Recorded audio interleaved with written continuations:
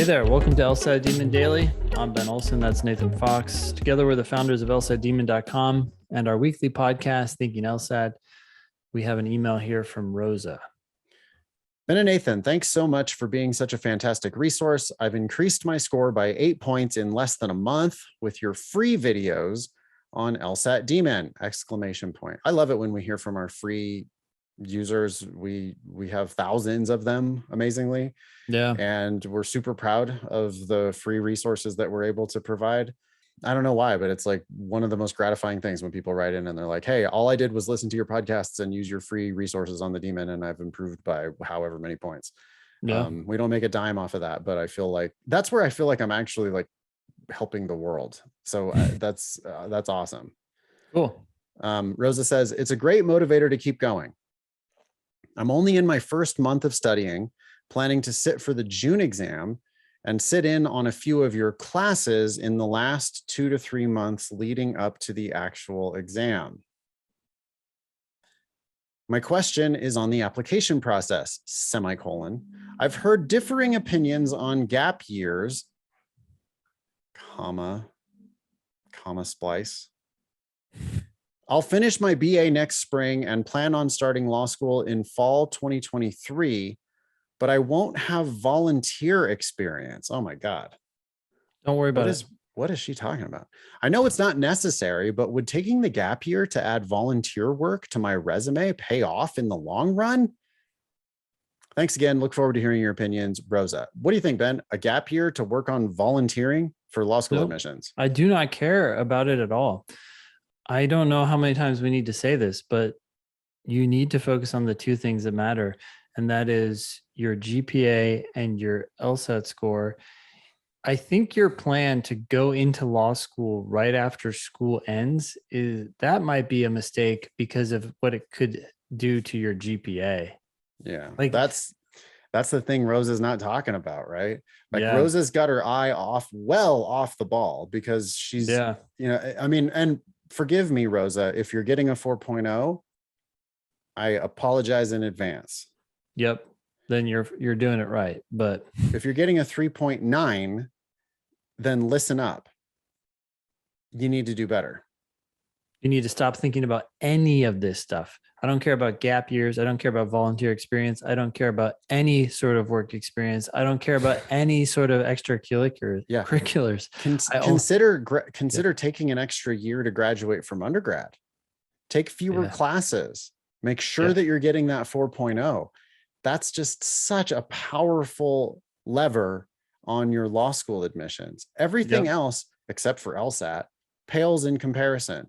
Yep. Get straight A's or don't study for the LSAT. Don't volunteer. Don't do an internship. Don't do anything else unless you're getting straight A's. And then once you're getting straight A's, focus on the LSAT before you focus on any of this other stuff. And what we mean by that is from this day forward. So I don't care if you had a 3.9 yesterday or a 2.5 yesterday. Starting now, today, you stop studying for the LSAT and you focus on getting the 4.0 until you get it. And if that means that you can't work on the LSAT until you're done with undergrad and therefore can't apply until the fall of 2023, that's what you need to do. Yeah, change your schedule for school if necessary. Take fewer classes. Take another extra year to graduate. Make sure that you're getting a 4.0 from here on out. Then think about the LSAT, and maybe you can do both at the same time. Maybe you can get a 4.0 and think about the LSAT. That's great.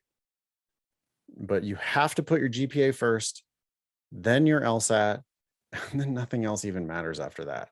Nope. Certainly not a gap year in order to volunteer.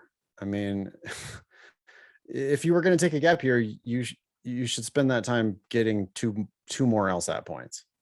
As far as this idea of doing the free stuff first and then sitting in on classes before the actual exam, Ben, we were just talking about this on another episode of the Daily. You want to say it kind of quick?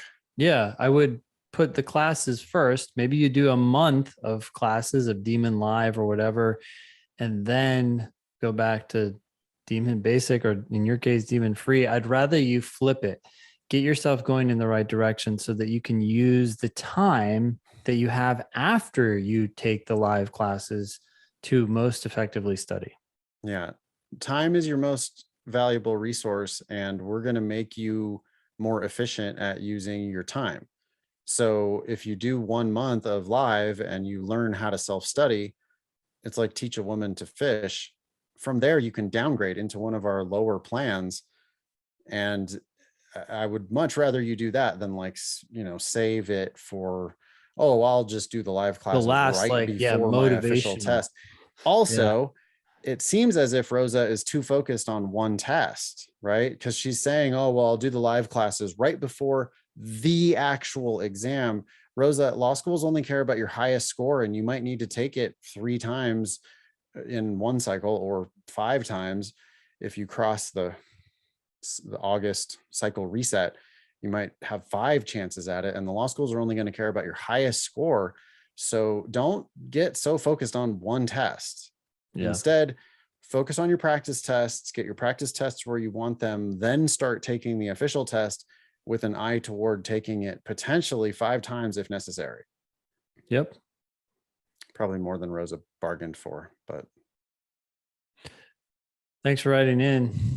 Email daily@lsatdemon.com if you'd like to ask us a question or share some LSAT or law school admissions news. Thanks for listening.